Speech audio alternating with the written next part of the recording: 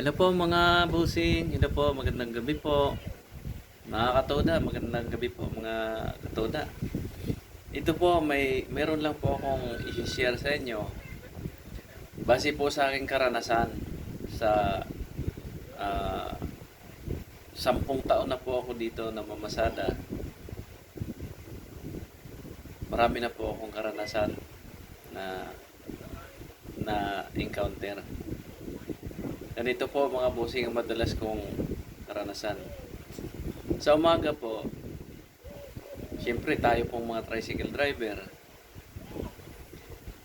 may mga dala-dala tayong mga barya. Kaya lang, hindi po sasapat talaga.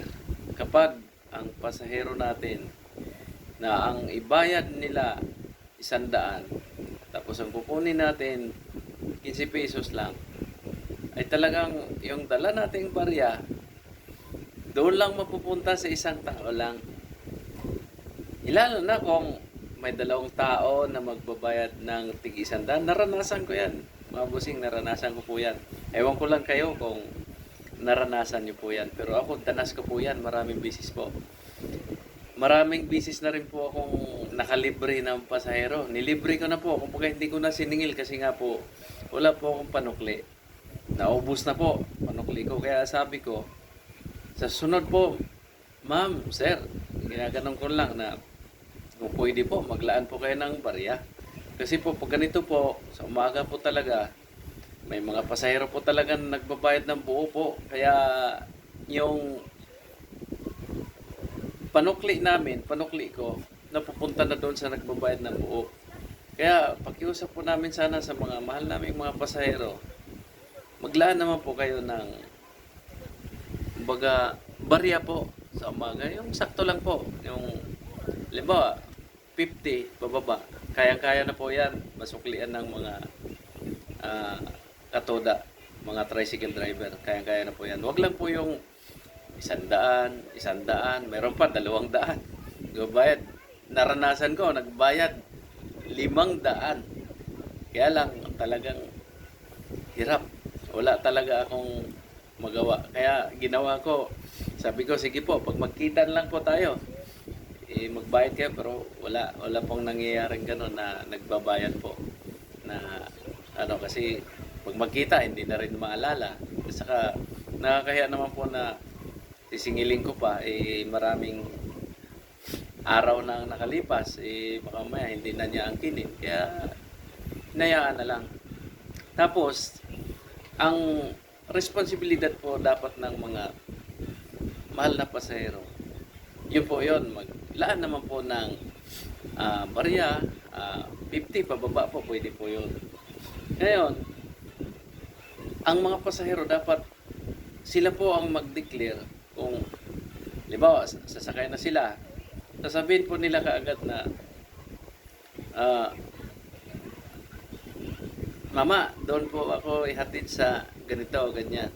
Hindi yung ang driver pa magtanong, kasi ang driver pag magtanong, ganito ang sagot ng pasahero. Tulad namin, tulad sa akin, naranasan ko po ito. Maraming beses na rin. Siyempre ako nagtatanong talaga ako.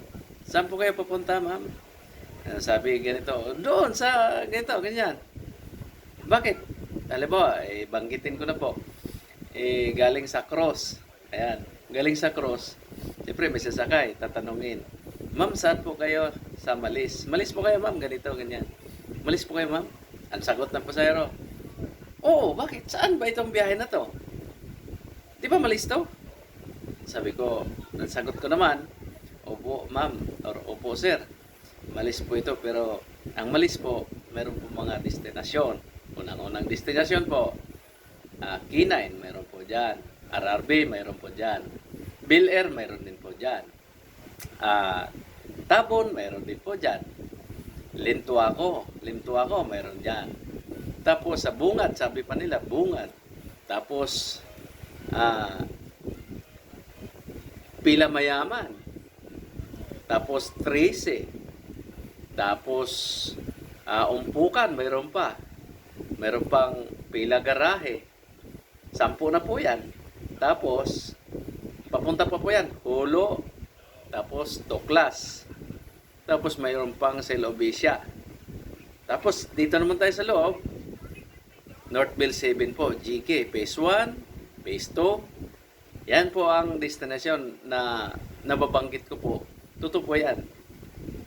15 po na destinasyon na binabanggit ko dito po sa covered ng Maliz. Kaya po nagtatanong, tulad sa akin, nagtatanong po ako, kaya lang yung sagot po ng pasahero na na-encounter ko maraming bisis na rin. Ang sagot sa akin pag magtanong ako, saan po kayo ma'am? Saan po kayo sir? Magandang umaga po.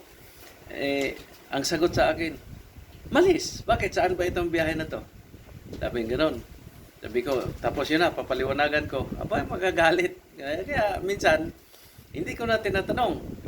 Pagka dumagpas na sa destinasyon nila, na halimbawa, doon lang sa K9, tapos nalagpas na, napunta ng RRB. Alam mo, nagagalit na naman. Nagagalit. Kaya, para po maiwasan natin, sana yung mga ganon, misinterpretasyon po, misunderstanding, ang dapat po gawin sa mga mahal po na pasahero, huwag po sana kayo magalit kapag tinatanong po kayo. Kasi yung driver po talagang mag-usisa po yan para po sa inyong kaligtasan at sa amin na rin po.